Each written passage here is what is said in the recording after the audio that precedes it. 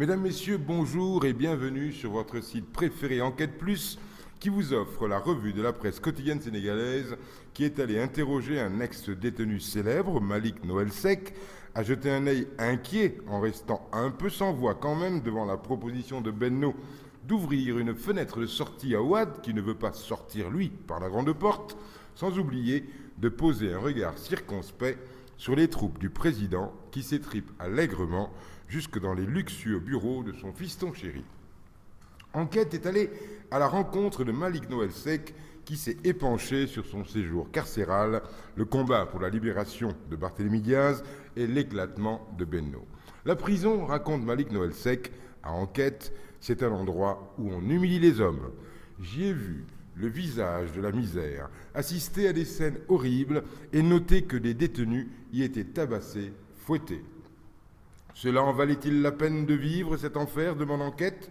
Oui, répond Malick Noël Seck qui déclare « Je préfère mourir dans ce combat-là que mourir parce qu'il n'y a pas d'oxygène dans les hôpitaux ou écrasé par un chauffard qui a acheté son permis de conduire. » Et les conditions de séjour ?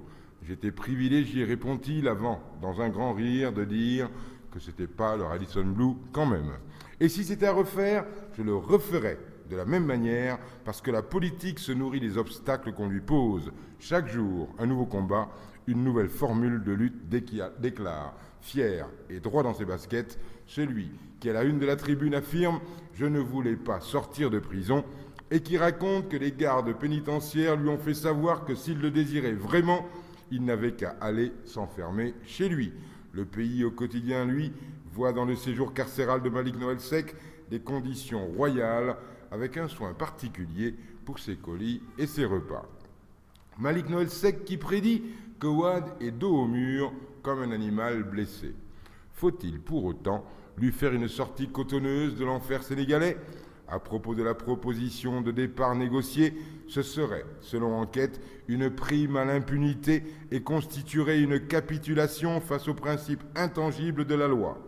Ce n'est pas négociable, ce cabre Mohamed Mboup du Forum civil, car les acteurs politiques doivent tenir un discours de fermeté.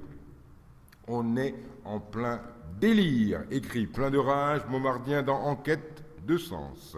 Cette promesse est, selon l'éditorialiste, inacceptable, dangereuse et compromettante. Inacceptable parce qu'il n'appartient pas à une coalition politique, de surcroît d'opposition, de promettre une amnistie. Le Conseil constitutionnel existe pour le dissuader de briguer un troisième mandat. Cette démarche est dangereuse, car dans une démocratie, la sanction politique des délits supposés commis dans ses fonctions d'État est du ressort des services judiciaires de l'État, sauf à vouloir tomber dans la confusion des genres. Elle est enfin compromettante, car elle donne un mauvais signal préfigurant d'une prorogation des tares et anomalies tant reprochées au système Ouad. Momardien conclut en écrivant que tout l'argumentaire du M23 contre la candidature de Ouad s'est structuré autour du principe d'inviolabilité de notre Constitution. Que signifie donc cette contradiction politique et morale, sinon l'embrigadement de principes élémentaires liés à la séparation des pouvoirs ? Ce serait, chute-t-il, un signal que les citoyens ne se priveront pas de décrypter avec cette intelligence qui leur est propre. D'autres évoqueront l'âge avancé du capitaine, et c'est là que l'historien Mamadou Diouf recadre l'écrivain Amadou Hampâté-Bâ et s'offusque à la une du Populaire.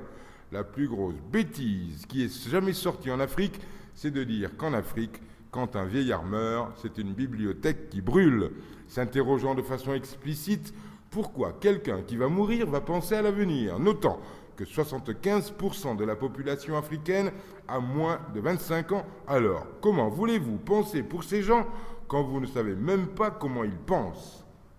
Et comme chantait Jacques Brel, chez ces gens-là, monsieur, on ne pense pas, monsieur. Non, on ne pense pas. On se bat, monsieur, comme c'est étalé couleur sang à la une du Populaire qui titre « Les libéraux de Podor se battent chez Karim et mettent l'immeuble Tamaro sens dessus-dessous ». Les locaux de Karim transformés en ring de boxe, titre Walfadjiri, tandis que Mamadou Dieng, président de la coalition Arc-en-Ciel proche de Ouad, se désole à la une de Direct Info. Le PDS va droit dans le mur, en klaxonnant, ai-je envie d'ajouter.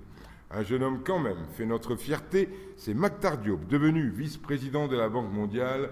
Mactar Diop, auquel le chef de l'État Maître Wade, qui en avait fait son premier ministre des Finances au début d'une alternance flamboyante, avait dit, rebuté par sa rigueur morale, « Vous êtes un excellent ministre des Finances, mais vous n'êtes pas le ministre des Finances qu'il me faut. » C'est dans le Quotidien qui se réjouit de sa nomination à la Banque mondiale.